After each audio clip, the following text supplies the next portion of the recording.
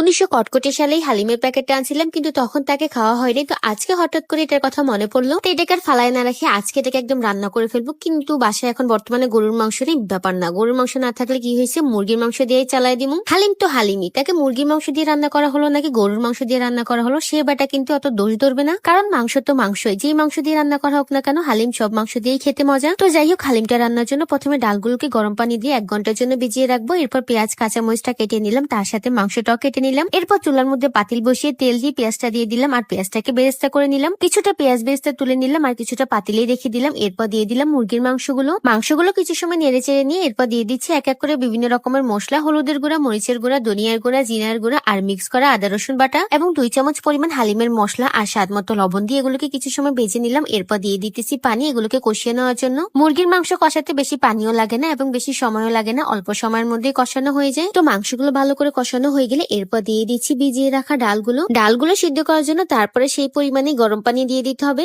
আর তার সাথে আবারও দিয়ে দিলাম 1 চামচ পরিমাণ হালিমের মশলা আর তারপরে মিডিয়াম হিটে রেখে কিছুক্ষণ পরপরই নেড়ে ছেড়ে ডালগুলোকে ভালো করে সিদ্ধ করে নিলাম। তো হালিমটা পুরোপুরি ভাবে রান্না হয়ে গেলে এরপর চুলা থেকে নামিয়ে নিলাম আর এখন এটাকে বাটির মধ্যে নিয়ে সুন্দর করে পরিবেশন করে নিব। মুরগির মাংসের হালিম গরুর মাংসের হালিমের থেকেও কিন্তু কম মজা না, আর কেন জানি আজকের হালিম রান্নাটা অন্যদিনের থেকে একটু বেশি মজা হয়েছে। তো হালিমটা বাটিতে নিয়ে উপর দিয়ে পেঁয়াজ বেরেস্তা, কাঁচামরিচ আর লেবু দিয়ে সুন্দর করে পরিবেশনটা করে নিলাম। আর কি বলবো, আজকের হালিমটা খেতে আমি একেবারেই ফিদা, এত বেশি পরিমাণে মজা হয়েছে।